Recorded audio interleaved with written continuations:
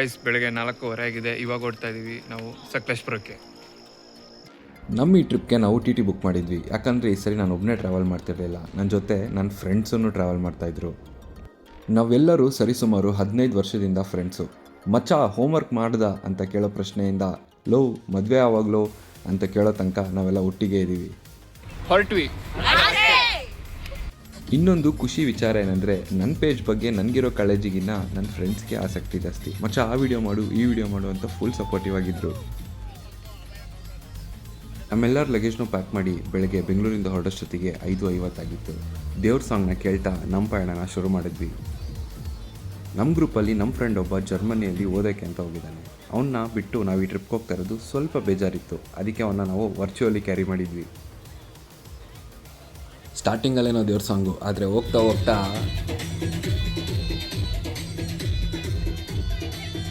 Dance ಆಡ್ತಾ ಆಡ್ತಾ time pass ಆಗಿದ್ದೇ ಗೊತ್ತಾಗಲಿಲ್ಲ. 2 ಗಂಟೆಗಳಾಗೋಗಿತ್ತು. ನಾವು ಟಿಫನ್ಗೆ ಅಂತ ಹೈವೇ ದಾರಿಯಲ್ಲೇ ಒಂದು ಹೋಟೆಲಲ್ಲಿ ನಿಲ್ಸಿದ್ವಿ. ಸೊ ಇಲ್ಲಿ ಬೆಳಗ್ಗೆ ಟಿಫನಾಗಿ ನಿಲ್ಸಿದ್ದೀವಿ.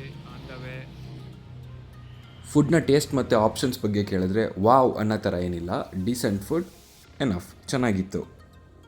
ಸಕಲೇಶ್ಪುರ ಹೋಗೋದಕ್ಕಿಂತ ಮೊದಲು ಬೇಲೂರಿಗೆ ಹೋಗೋಣ ಅಂತ ಡಿಸೈಡ್ ಮಾಡಿ ಬೇಲೂರಿಂದ ಶುರು ಮಾಡಿದ್ವಿ. ಸೊ ನಮ್ಮ ಪಯಣ ಬೇಲೂರು ಕಡೆ ಆಗಿತ್ತು. ಇಲ್ಲಿಂದ ವೀಡಿಯೋನ ಕಂಟಿನ್ಯೂಸ್ ಆಗಿ ನೋಡಿ. ನಾನು ಹೋಗೋ ಎಲ್ಲ ಜಾಗದ ಬಗ್ಗೆ ನನಗೆ ಗೊತ್ತಿರೋ ಅಷ್ಟು ಡೀಟೇಲ್ನ ಕಂಪ್ಲೀಟಾಗಿ ಕೊಡ್ತೀನಿ. ಸೊ ಗೈಸ್ 10:15 ಆಗಿದೆ. ಇವಾಗ ನಾವು ಫಸ್ಟ್ ಸ್ಪಾಟ್ ಚೆನ್ನಕೇಶವ ಟೆಂಪಲ್ ಬೇಲೂರಿಗೆ ಬಂದಿದ್ದೀವಿ. ಬೇಲೂರು ಚೆನ್ನಕೇಶವ ದೇವಸ್ಥಾನನ ಹೊಯ್ಸಳ ರಾಜ ವಿಷ್ಣುವರ್ಧನ 12ನೇ ಶತಮಾನದಲ್ಲಿ ಚೋಳರ ಮೇಲೆ ಗೆದ್ದಿದ್ದನ್ನು ಸಂಭ್ರಮಿಸೋದಕ್ಕೋಸ್ಕರ ಗುರುತಾಗಿ ಈ ದೇವಸ್ಥಾನ ನಿರ್ಮಾಣ ಕಾರ್ಯಕ್ರಮನ ಶುರು ಮಾಡ್ತಾರೆ. ಯುನೆಸ್ಕೋ ವರ್ಲ್ಡ್ ಹೆರಿಟೇಜ್ ಸೈಟಿಂದ ಈ ದೇವಸ್ಥಾನನ one of the masterpiece ಅಂತಲೂ ಕನ್ಸಿಡರ್ ಮಾಡಿದ್ದಾರೆ. ಈ ದೇವಸ್ಥಾನದಲ್ಲಿ ಇವತ್ತು ಕೂಡ ವಿಷ್ಣು ದೇವರಿಗೆ ಪೂಜೆನ ಸಲ್ಲಿಸ್ತಾರೆ.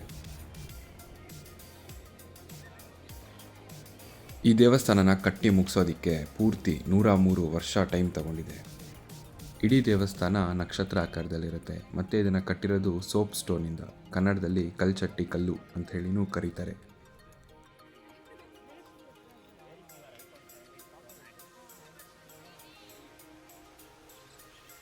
ಹೊಯ್ಸಳ ಡೈನೆಸ್ಟಿಗೆ ಹೊಯ್ಸಳ ಅಂತ ಹೆಸರು ಬರೋದಕ್ಕೆ ಕಾರಣ ಈ ಸ್ಕಲ್ಪ್ಚರ್ ಹಿಂದೆ ಇರೋವಂಥ ಕತೆ. ಸಳ ಹೊಯ್ಸಳ ಡೈನೆಸ್ಟಿನ ಶುರು ಮಾಡಿದಂಥವ್ರು. ಅವರೊಂದಿನ ಅವ್ರ ಗುರುಗಳಾದಂಥ ಸುದತ್ತ ಮುನಿ ಜೊತೆ ಇರಬೇಕಾದ್ರೆ ಟೈಗರ್ ಒಂದು ಅವ್ರನ್ನ ಅಟ್ಯಾಕ್ ಮಾಡುತ್ತೆ. ಆವಾಗ ಅವ್ರ ಗುರುಗಳು ಹೊಯ್ ಸಳ ಅಂತ ಹೇಳಿ ಕರೀತಾರೆ.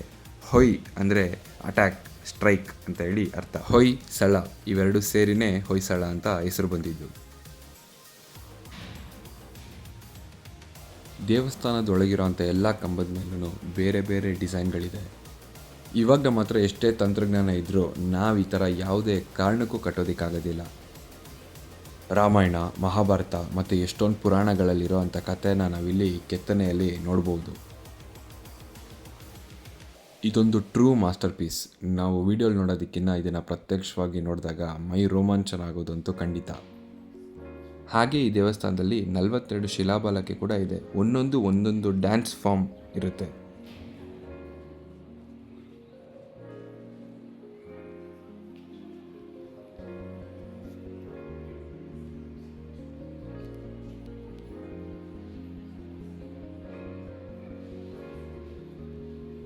ರಾಜರ ಆಳ್ವಿಕೆ ಕಾಲದಲ್ಲಿ ಯುದ್ಧಗಳಾಗಿರ್ಬೇಕಾದ್ರೆ ಕೆಲವು ಆಕೃತಿಗಳು ಡ್ಯಾಮೇಜ್ ಕೂಡ ಆಗಿದೆ.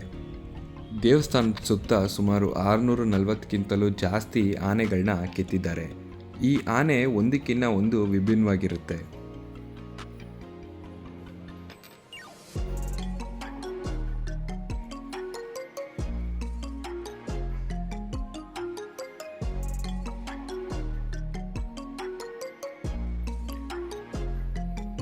ಫಸ್ಟ್ ಟೈಮ್ ಈ ದೇವಸ್ಥಾನಕ್ಕೆ ಬರೋರು ಇಲ್ಲಿ ಗೈಡ್ ಕೂಡ ಸಿಗ್ತಾರೆ. ಅವರನ್ನು ಹೈಯರ್ ಮಾಡಿ ಈ ದೇವಸ್ಥಾನದ ಬಗ್ಗೆ pin to pin history and ಡೀಟೇಲ್ನ ನಿಮ್ಗವರು ತಿಳಿಸ್ತಾರೆ.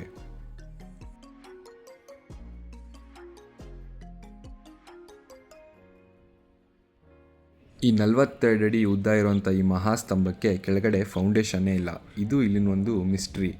ಇದು 3 ಕಡೆ ಮಾತ್ರನೇ ಎಡ್ಜಸ್ಸು ನೆಲಕ್ಕೆ ಟಚ್ ಆಗಿರುತ್ತೆ, ಇನ್ನೊಂದು ಕಡೆ ನೆಲಕ್ಕೆ ಟಚ್ ಆಗಿರಲ್ಲ. ನಾವು ಅದನ್ನು ಪೇಪರ್ ಅಥವಾ ಬಟ್ಟೆ ಹಾಕಿ ಟೆಸ್ಟ್ ಕೂಡ ಮಾಡ್ಕೊಳ್ಬೋದು. ಈ ಕಂಬನ ಸುಮ್ಮನೆ ನಿಲ್ಲಿಸಿರೋದಷ್ಟೇ. ಇವತ್ತಿನ ತನಕ ನಮ್ಮ ಸೈನ್ಸ್ ಆ್ಯಂಡ್ ಟೆಕ್ನಾಲಜಿ ಇದು ಹೇಗೆ ನಿಂತಿದೆ ಅಂತ ಪ್ರೂವ್ ಮಾಡೋಕ್ಕೆ ಆಗಿಲ್ಲ.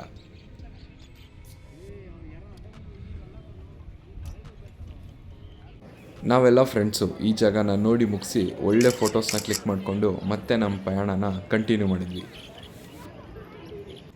ಬೇಲೂರಿಂದ ಬಿಕ್ಕೋಡು ಮೇಲೆ ಸಕಲೇಶ್ಪುರಕ್ಕೆ ಹೋಗೋ ದಾರಿಯಲ್ಲಿ ನಾವು ಸಕಲೇಶ್ಪುರಕ್ಕೆ ಹೊರಟ್ವಿ.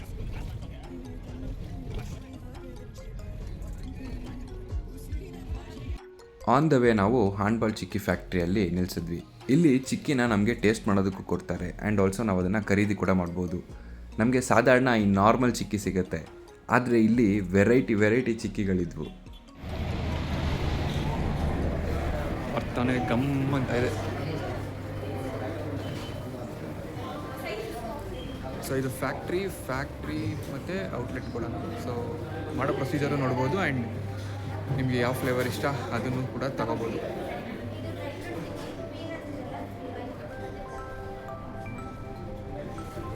ಮಾಡೋ ಪ್ರೊಸೀಜರ್ ಎಷ್ಟು ಕ್ಲೀನಾಗಿದೆ. ನನ್ನ ಫ್ರೆಂಡ್ಸ್ ಎಲ್ಲ ಟೇಸ್ಟ್ ಮಾಡ್ತಿದ್ದಾರೆ ಮನೆಗೆ ಎತ್ಕೊಂಡು ಹೋಗೋದಕ್ಕೆ.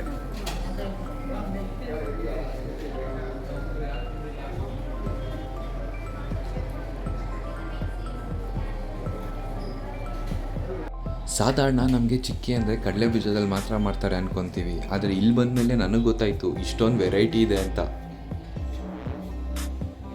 ಸೊ ಇವಾಗ ಜಸ್ಟ್ ಒಳಗೋಗಿ ಚಿಕ್ಕಿನ ಎಲ್ಲ ಡಿಫ್ರೆಂಟ್ ಫ್ಲೇವರ್ಸ್ನ ಟ್ರೈ ಮಾಡಿದ್ವಿ. ಸೂಪರಾಗಿತ್ತು. ಅನ್ಯೂಶಲ್, ಲೈಕ್ ನಮಗೆ ನಾರ್ಮಲಾಗಿ ಸಿಟಿಯಲ್ಲಿ 5 ರೂಪೀಸ್ದು ನಾರ್ಮಲ್ ಚಿಕ್ಕಿ ಸಿಗುತ್ತೆ, ಬಟ್ ಇಲ್ಲಿ ತುಂಬ ವೆರೈಟೀಸ್ ಇದೆ. ಮ್ಯಾಂಗೋ, ಆರೆಂಜ್, ಸಿನಮನ್, ಪೆಪ್ಪರ್ ಅಂತ. ನಾನು ನಿಮಗೆ ವೀಡಿಯೋದಲ್ಲಿ ಎಷ್ಟೊಂದು ಇದು ಏನೇನು ಅವೈಲಬಿಲಿಟಿ ಇದೆ ಅದನ್ನು ಹಾಕಿದ್ದೀನಿ ಆ್ಯಂಡ್ ಸೂಪರಾಗಿತ್ತು. ನಾನು ತೊಗೊಂಡೋಗ್ತಾ ಇದ್ದೀನಿ ಮನೆಗೆ, ನೀವು ಎಲ್ಲ ಬನ್ನಿ ತೊಗೊಂಡೋಗಿ. ಮತ್ತೆ ನಾವೆಲ್ಲರೂ ಅಲ್ಲಿಂದ ಟುವರ್ಡ್ಸ್ ಮಂಜ್ರಾಬಾದ್ ಫೋರ್ಟ್ಗೆ ಹೊರಟ್ವಿ. ಇವಾಗ 1:35 ಆಗಿದೆ. ನಾವೆಲ್ಲರೂ ಮಂಜ್ರಾಬಾದ್ ಫೋರ್ಟ್ ಬಂದಿದ್ದೀವಿ. ವೆದರ್ ಮಾತ್ರ ಸೂಪರಾಗಿದೆ. ಎಲ್ಲ ಮಳೆ ಅಂತ ಇನ್ಸ್ಟಾಗ್ರಾಮಲ್ಲಿ ಹೇಳ್ತಿದ್ದಾರೆ, ಆದರೆ ಇಲ್ಲಿ ಮಳೆನೂ ಇಲ್ಲ ಎಂಥದ್ದು ಇಲ್ಲ. ವೆದರ್ ಮಾತ್ರ ಆಸಮ್. ಹಿಂದೆಗಡೆ ನೋಡಿ.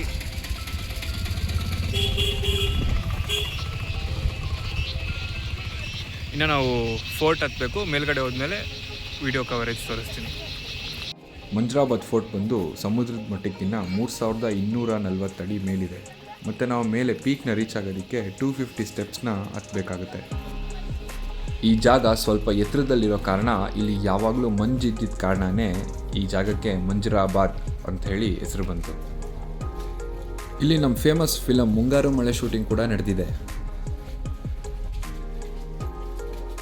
ಈ ಫೋರ್ಟ್ನ ವಿಸಿಟ್ ಮಾಡೋದಕ್ಕೆ ಯಾವುದೇ ಥರ ಎಂಟ್ರಿ ಫೀ ಇಲ್ಲ. ಪಬ್ಲಿಕ್ ಯಾರು ಬೇಕಾದರೂ ಈ ಫೋರ್ಟ್ನ ವಿಸಿಟ್ ಮಾಡ್ಬೋದು. ಆಗಸ್ಟ್, ಸೆಪ್ಟೆಂಬರ್, ಅಕ್ಟೋಬರ್ ಈ ಜಾಗನ ವಿಸಿಟ್ ಮಾಡೋದಕ್ಕೆ ದಿ ಬೆಸ್ಟ್ ಟೈಮ್. ಯಾಕಂದರೆ ಒಳ್ಳೆ ಮಳೆ ಬಿದ್ದಿರುತ್ತೆ, ಎಲ್ಲ ಕಡೆ ಗ್ರೀನರಿ ಇರುತ್ತೆ.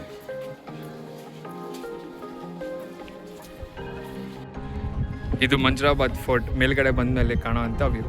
ನಮಗೆ ಈ ಕಡೆ ಸೈಡಲ್ಲಿ ಫೋಟೋ ಹಾಕ್ತೀನಿ ನೋಡಿ, ಆ ಥರ ಸ್ಟಾರ್ ಥರ ಆಕಾರ ನಮಗೆ ಕಾಣಿಸೋದಿಲ್ಲ, ಯಾಕಂದರೆ ಅದು ಏರಿಯಲ್ ಶೂಟ್ ಇರುತ್ತೆ. ಮೊಬೈಲಲ್ಲಿ ಫೋಟೋ ತೆಗೆಯೋದಕ್ಕೆ ನಮಗೆ ಸ್ಟಾರ್ ಥರ ಆಕಾರ ಕಾಣಿಸ್ತಾ ಇರ್ಬೋದು, ಆದರೆ ಡ್ರೋನ್ ತೊಗೊಂಬಂದಿದ್ರೆ ಖಂಡಿತ ನಾವು ಆ ಸ್ಟಾರ್ ಆಕಾರದ್ದು ಫೋಟೋ ತಗೊಬೋದು. And nice place. ಇವತ್ತು ವೀಕೆಂಡ್ ಅಲ್ವಾ, ಅದಕ್ಕೆ ಜಾಸ್ತಿ ಜನ ಇದ್ದಾರೆ. ಪುಣ್ಯಕ್ಕೆ ಮಳೆ ಇಲ್ಲ, ಸೊ ಆರಾಮಾಗಿ ನೋಡ್ಬೋದು. ಇದು ನೀವು ಮೇಲಿಂದ ಮಂಜ್ರಾಬಾದ್ ಫೋರ್ಟಿಂದ ನೋಡಿದರೆ ಒಂದು ಸೂಪರ್ ವ್ಯೂ ಇದೆ, ಕಾಣಿಸ್ತಿದೆ ಅನಿಸುತ್ತೆ. ವಿಡಿಯೋದಲ್ಲಿ ತೋರಿಸ್ತಾ ಇದ್ದೀನಿ ನೋಡಿ, ಎಷ್ಟು ದೊಡ್ಡ ಮೌಂಟೇನ್ ವ್ಯೂ ಇದೆ. ಫುಲ್ ಮಂಜು ಕವಿದಿದೆ. ವೆದರ್ ಮಾತ್ರ ಆಸಮ್. ಸಾಧಾರಣ ಮಂಜ್ರಾಬಾದ್ ಬಂದವರು ಮೇಲೆ ಫೋರ್ಟ್ ಮಾತ್ರ ತೋರಿಸ್ತಾರೆ. ಇಲ್ಲೊಂದು ಗುಹೆ ಇದೆ, ಆ ಕಡೆ ಫೋರ್ಟ್ಗೆ ಹೋಗೋದು. ಅನ್ಯೂಶಲ್ ಪ್ಲೇಸ್, ಬನ್ನಿ ನೋಡೋಣ.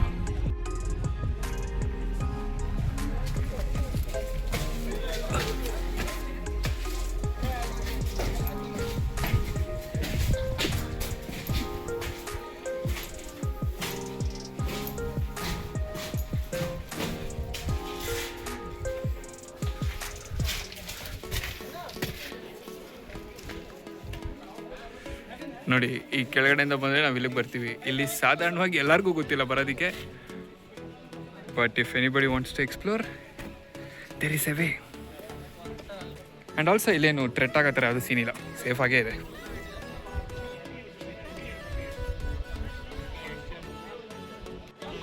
ನಾವೆಲ್ಲರೂ ಸ್ಕೂಲ್ ಫ್ರೆಂಡ್ಸು. ಸುಮಾರು 15 ವರ್ಷದಿಂದ ನಾವೆಲ್ಲ ಫ್ರೆಂಡ್ಸು. ನಾವು 4 ವರ್ಷದ ಮೊದಲು ಟ್ರಿಪ್ ಹೋಗಿದ್ವಿ ಆ್ಯಂಡ್ ಇವತ್ತೇ ಆಫ್ಟರ್ 4 ಇಯರ್ಸ್ ಟ್ರಿಪ್ ಬಂದಿದ್ವಿ. ಸೂಪರಾಗಿ ಎಂಜಾಯ್ ಮಾಡ್ತಾ ಇದ್ದೀವಿ. ಸಖತ್ ಖುಷಿ ಆಗುತ್ತೆ ಫ್ರೆಂಡ್ಸ್ ಜೊತೆ ಟ್ರಿಪ್ ಬರೋದು. ಇವತ್ತು ಸನ್ನು ಸೈಕ್ ಆಗ್ಬಿಟ್ಟವ್ರೆ. 5 ನಿಮಿಷ ಬರ್ತಾರೆ, 5 ನಿಮಿಷ ಮಳೆ, 5 ನಿಮಿಷ ಸನ್ ಇರುತ್ತೆ, 5 ನಿಮಿಷ ಮಳೆ. ಆದರೆ ಸೂಪರ್ ಆಗಿದೆ. Everybody must visit. ಮೇಲಿಂದ ಕೆಳಗೆ ಇಳ್ಕೊಂಡ್ಮೇಲೆ ಇಲ್ಲೊಂದು ಸ್ನ್ಯಾಕ್ ಶಾಪ್ ಇದೆ. ಇಲ್ಲಿ ನಿಮಗೆ ಎಳ್ನೀರು, ಕೋಕಮ್ ಜ್ಯೂಸ್, ಸೋಡಾ, ಜೋಳ ಎಲ್ಲ ಸಿಗುತ್ತೆ. ಸೊ ಯಾರು ತಿನ್ಬೋದು. I will show you.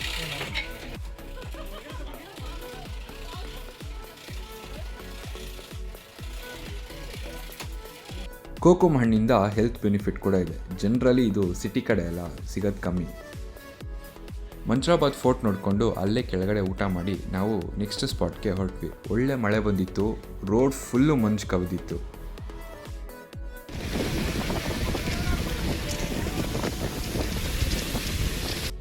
ನಾವು ಮಂಚ್ರಾಬಾದ್ ಫೋರ್ಟಿಂದ ಬಿಸ್ಲೆ ಘಾಟ್ ಹೋಗೋ ರೂಟಲ್ಲಿ ನಮಗೆ ಈ ಸ್ಪಾಟ್ ಸಿಗುತ್ತೆ.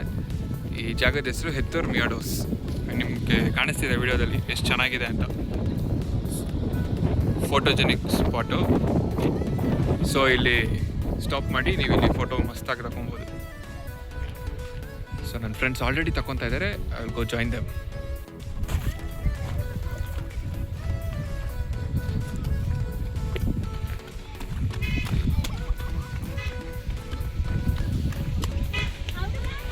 ಒಂದು 100 ಮೀಟರ್ಸ್ ನಡ್ಕೊಂಬಂದಮೇಲೆ ನಮಗೆ ನೋಡೋಕ್ಕೆ ಸಿಗೋ ಅಂಥ ದೃಶ್ಯ ಇದು. ಪ್ಲೇಸ್ ಮಾತ್ರ ಸೂಪರ್ಬ್ ಆಗಿತ್ತು. ಎಷ್ಟೊಂದು ಜನ ಇನ್ಫ್ಯಾಕ್ಟ್ ರೀಲ್ಸ್ ಎಲ್ಲನೂ ಮಾಡ್ಕೊತಾ ಇದ್ರು ಇನ್ಸ್ಟಾಗ್ರಾಮಿಗೆ. ಸೊ ನಾವು ನೆನ್ನೆಲ್ಲ ಜಾಗ ಎಲ್ಲ ನೋಡ್ಕೊಂಡು ಬಂದು ಲಾಸ್ಟಲ್ಲಿ ಸ್ಟೇ ಆಗಿದ್ದ ಜಾಗ ಇದು. Aroma home stay. Budget friendly and ಚೆನ್ನಾಗಿದೆ. ಒಳ್ಳೆ ವ್ಯೂ ಇದೆ ಆ್ಯಂಡ್ ಫುಡ್ ಮಾತ್ರ ಸೂಪರ್ ಆಗಿದೆ. ಹಾಗೆ ಒಂದು ರೌಂಡು ಹೋಮ್ ಸ್ಟೇನ ರೌಂಡ್ ಆಗ್ತೀನಿ. ಸೊ ನೀವು ನನ್ನ ಜೊತೆಗೆ ನೋಡ್ಕೊಂಬನ್ನಿ.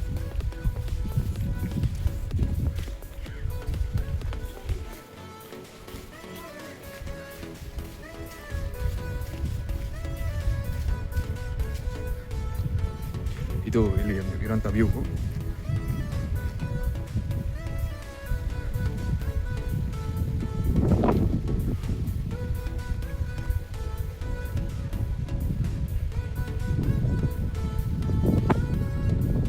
ಏನಿದೆಲ್ಲ ಇದೆ ರೂಮ್. ಇದು ನಾವು ಒಂದು ರೂಮ್ ತೊಗೊಂಡಿದ್ದೀವಿ ಆ್ಯಂಡ್ ಮೇಲ್ಗಡೆನೂ ಒಂದು ರೂಮ್ ತೊಗೊಂಡಿದ್ದೀವಿ. ಮೇಲ್ಗಡೆ ಡಾರ್ಮ್ ಥರ. ಸೊ ನೀವು ಗ್ರೂಪ್ ಬಂದರೆ 8 ಪೀಪಲ್ ಅಥವಾ 10 ಪೀಪಲ್ ಬಂದರೆ ಅಕಾಮಡೇಟ್ ಆಗೋ ಥರ ರೂಮ್ಸ್ ಇರುತ್ತೆ. ಸೊ ಇಲ್ಲಿ ಕೂಡ ಸ್ಮಾಲ್ ಹಟ್ಸ್ ಇದೆ ಆ್ಯಂಡ್ ಅಲ್ಲಿ ರೈನ್ ಡ್ಯಾನ್ಸ್, ಫೈರ್ ಕ್ಯಾಂಪ್. ನಿನ್ನೆ ಮಳೆ ಬಂತು, ಸೊ ಫೈರ್ ಕ್ಯಾಂಪ್ ಹಾಕೋಕ್ಕಾಗಿಲ್ಲ. ಇಲ್ಲಿ ಕಿಚನ್, ನೀವೇನಾದ್ರು ಆರ್ಡರ್ಸ್ ಬೇಕಂದರೆ ಇಲ್ಲಿ ಪ್ಲೇಸ್ ಮಾಡ್ಬೋದು. ಆ್ಯಂಡ್ ಆಲ್ಸೋ ಫುಡ್ ಆ ಕಡೆ ಮುಂದೆಗಡೆ ಅಲ್ಲಿ ಸರ್ವ್ ಮಾಡ್ತಾರೆ ಫುಡ್ನ.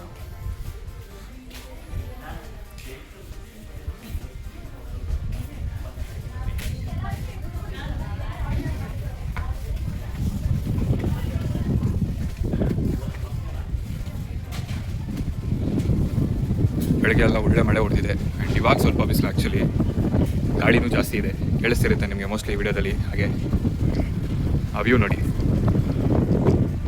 ಮೇಲೆ ಅದು ಇನ್ನೂ ಇದೆ, ಮಂಜು ಮುಚ್ಚಿಬಿಟ್ಟಿದೆ ಗುಡ್ಡನ. ಅಷ್ಟು ಏನೇ ಆಗಲಿ ಸಿಟಿ ಜೀವನ ಬಿಟ್ಟು ನಾವು ಈ ಥರ ಬಂದಿರೋದು ಚೆನ್ನಾಗಿರುತ್ತೆ. ಫೈನಲಿ ನಾವೆಲ್ಲ ಫ್ರೆಂಡ್ಸು ಅವತ್ತು ರಾತ್ರಿ ಟೈಮ್ ಸ್ಪೆಂಡ್ ಮಾಡ್ತಾ ನಾವು ಆ ಡೇನ ಎಂಡ್ ಮಾಡಿದ್ವಿ. ಸೆಕೆಂಡ್ ಡೇ ಏನೆಲ್ಲ ಮಾಡಿದ್ವಿ ಅಂತ ತಿಳ್ಕೊಳ್ಳೋದಕ್ಕೆ ಯೂಟ್ಯೂಬಲ್ಲಿ ಸಬ್ಸ್ಕ್ರೈಬ್ ಮಾಡ್ಕೊಳ್ಳಿ. ಹಾಗೆ ಇನ್ಸ್ಟಾಗ್ರಾಮಲ್ಲಿ ಫಾಲೋ ಮಾಡಿ ಅಬೈಸ್ compass. One compass for both life and travel destination. See you.